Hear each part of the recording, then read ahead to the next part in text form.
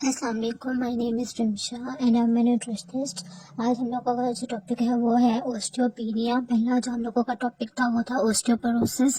Osteoporosis जो है वो भी एक हड्डियों का मसला, ओस्टियोपीनिया भी जो है वो हड्डियों का मसला है। लेकिन ओस्टियोपीनिया जो है वो इतनी स्वेयर फॉर्म नहीं है जितनी कि ओस्टियोपोरोसिस है।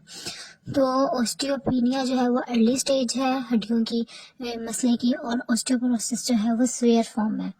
तो ऑस्टियोपीनिया की सबसे पहले डेफिनेशन की तरफ आते हैं। A condition in which there is a lower than normal bone mass और बोन मिनरल डेंसिटी।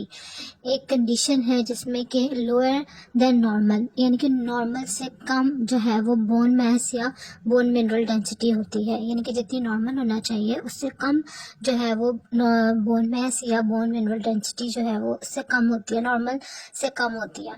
मैंने आपको समझे बताई है। और ये बोन मास या बोन मिनरल डेंसिटी क्या है? The amount of bone mineral content in a certain amount of bone के in the amount of bone के बोन मिनरल की अमाउंट कंटेन जो कि होती है in a certain amount of bone की सर्टेन अमाउंट में, in a certain amount of bone हड्डी के सर्टेन अमाउंट में जो कि मिनरल जो कि बोन मिनरल होता है ना, उसको उसकी जो अमाउंट है उसको हम जो है बोन मिनरल डेंसिटी या बोन मास कहते हैं। तो osteopenia is a less severe form of bone loss than osteoporosis. Osteopenia जो है वो लेस सिवियर फॉर्म है बोन लॉस की ओस्टियोपोरोसिस के निस्बत। तो how serious of osteopenia, osteopenia कितना सिवियर है, सीरियस है। ये इसकी डेफिनेशन क्या है ऑस्टियोपीनिया की? क्या condition in which there is lower than normal bone mass और बोन मिनरल डेंसिटी। और बोन मास या बोन मिनरल डेंसिटी किससे कहते हैं? The amount of bone mineral contained in a certain amount of bone, उसको हम बोन मास या bone mineral density कहते हैं। तो जो है ऑस्टियोपीनिया पता चल गया कि जिसमें के नॉर्मल से कम नॉर्मल से कम जो है वो बोन मास या बोन मिनरल डेंसिटी होगी।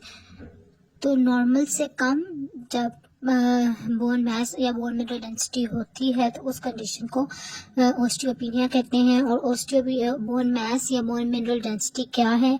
The amount of bone mineral content in a certain amount of bone, कि हड्डी के सर्टेन अमाउंट में जो बोन मिनरल होता है उसकी अमाउंट को हम जो है वो बोन मास या बोन मिनरल डेंसिटी कहते हैं। Osteopenia is the less severe form of bone loss than osteoporosis. Osteopenia जो है वो लेस सिवियर फॉर्म है बोन लॉस की ओस्टियोपोरोसिस की निस्बत। How serious of osteopenia, osteopenia कितना सीरियस है, कितना इसका जो है वो इसको कितना हमने सीरियस लेना है? तो having osteopenia does increase your chances of developing osteoporosis, कि ओस्टियोपीनिया अगर आपको है तो वो ये चांसेस बढ़ा देता है कि आपको ओस्टियोपोरोसिस हो जाए।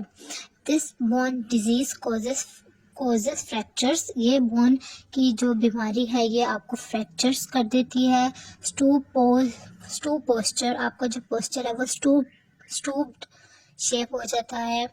And can lead to severe pain, और आपको जो है इससे क्या होता है, इससे आपको जो है वो and can lead to severe pain, इससे आपको जो है सीवियर पेन भी हो सकती है। एंड लूज, जो आपकी हाइट है वो भी जो है वो लूज हो सकती है, कि आपकी जो हाइट है वो भी कम हो सकती है, और इससे जो है वो आपके जो है स्टूप पोस्चर हो सकता है, और आपको जो है वो सीवियर पेन भी उसकी तरफ भी आपको लेके जाया जा सकता है कि आपको सीवियर पेन भी हो सकती है। और जो है you can take action to prevent osteoporosis. आप जो है वो एक्शन ले सकते हैं, आप ऐसे काम कर सकते हैं, आप ऐसी चीज़ें कर सकते हैं कि जिससे कि आपको बचाया जा सके या आप बच सके ओस्टियोपीनिया से। What foods are good for osteopenia, कौन सी ऐसी खुराक है जो कि हमें लेनी चाहिए ताकि ओस्टियोपीनिया अगर किसी को हो गया तो भी और अगर उससे बचना चाहें तो भी। तो diet your bone needs calcium and other nutrients to maintain their strength, आपकी हड्डियों को कैल्शियम और दूसरे न्यूट्रिएंट्स चाहिए ताकि उसकी जो स्ट्रेंथ है उसको वो मेंटेन कर सके। The best sources of these are natural ones. जो बेस्ट सोर्सेज हैं वो नेचुरल वंस हैं, कुदरती तौर पे जो मुयसर हैं वो मिल्क है, डेयरी प्रोडक्ट्स हैं एंड ग्रीन वेजिटेबल्स हैं। यानी कि दूध है, डेयरी प्रोडक्ट्स है, दूध से बनी हुई सारी चीज़ें और green vegetables. You can also take calcium supplements. आप कैल्शियम सप्लीमेंट्स भी ले सकते हैं। Though you should talk to your health care provider first. लेकिन आपको जो है वो आपको जो हेल्थ केयर प्रोवाइडर है उससे पहले जो है वो डिस्कस कर लेना चाहिए कि आया कि आपको कैल्शियम सप्लीमेंट्स लेने चाहिए या नहीं लेने चाहिए। जाहिर बात है वो देख के ही आपको बताएगा कि आपकी क्या कंडीशन है और आपको कैल्शियम के सप्लीमेंट्स लेने चाहिए या नहीं लेने चाहिए। What foods to avoid ऑस्टियोपिनिया।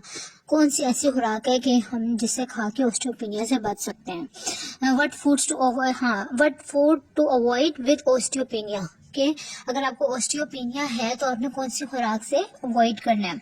Eating foods that have a lot of salt.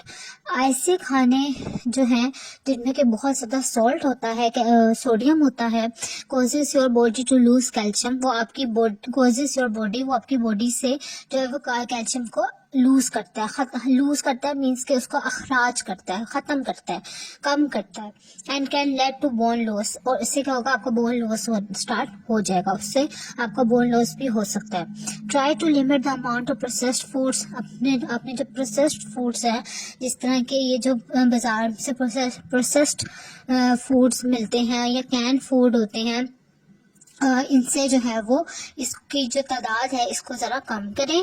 And salt added to the food you eat each day. ठीक है, वो बेसिकली कह रहे हैं try to limit the amount of processed foods, can food and salt added to the foods you eat each day. यानी कि processed food, can food और जो आप अपने एक दिन में जो खानों में आप नमक डालते हैं उसको जो है वो उसकी अमाउंट को कम करने की कोशिश करें। ठीक है, और इसके अलावा जो है आपने विटामिन डी भी लेना है। विटामिन डी किस में होता है, विटामिन डी धूप में होता है। तो आपने जो है वो कैल्शियम लेनी है और कैल्शियम के साथ आपने विटामिन डी लेना है।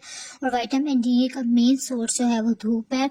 तो जो धूप है वो आपने लेनी है, ज़्यादा भी तेज़ नहीं लेनी कि जो है वो आपकी स्किन ही बर्न हो जाए। आपने जो है वो लाइट धूप जो होती है कि धूप प्रॉपर आपको मिले, ये नहीं कि आधे साए में बैठे हुए आधे धूप में, ऐसा नहीं।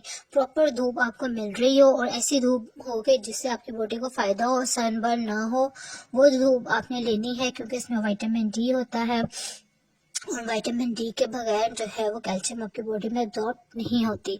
तो कैल्शियम का मैंने आपको बताया कि कैल्शियम को आप नेचुरल चीज़ों से कैसे ले सकते हैं। कैल्शियम को आप नेचुरल चीज़ों से, डेयरी प्रोडक्ट्स से, दूध से, सेसमी सीड्स जो तिल होते हैं उनमें भी कैल्शियम होती है।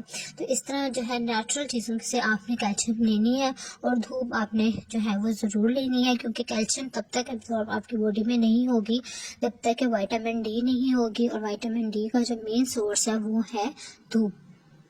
और इसके अलावा आपने जो है वो अपनी वॉक करनी है, अपनी एक्सरसाइज करनी है। ऑस्टियोपोरोसिस वाली जो मेरी वीडियो है वो ज़रूर सुने, उसमें मैंने आपको बताई हुई हैं कुछ एक्सरसाइजेस। तो जिनको ऑस्टियोपेनिया है वो भी एक्सरसाइजेस कर सकते हैं क्योंकि एक्सरसाइज करने से और हिलजुल करने से कैल्शियम आपकी बॉडी में एब्जॉर्ब होती है। जब आप सही एक्सरसाइज नहीं करते या आप हिलजुल नहीं करते तो कैल्शियम आपकी बॉडी में जो है वो प्रॉपरली एब्जॉर्ब नहीं होती। तो ये वीडियो थी और ऑस्टियोपोरोसिस वाली जो वीडियो है वो ज़रूर सुनिएगा क्योंकि उसमें भी काफ़ी मुफीद चीज़ें मैंने बताई हुई हैं। जिनको ऑस्टियोपेनिया है वो चीज़ें भी जो है वो यूज़ कर सकते हैं। वो वाली ऑस्टियोपोरोसिस वाली वीडियो आप ज़रूर देखें। And thank you so much for watching this video.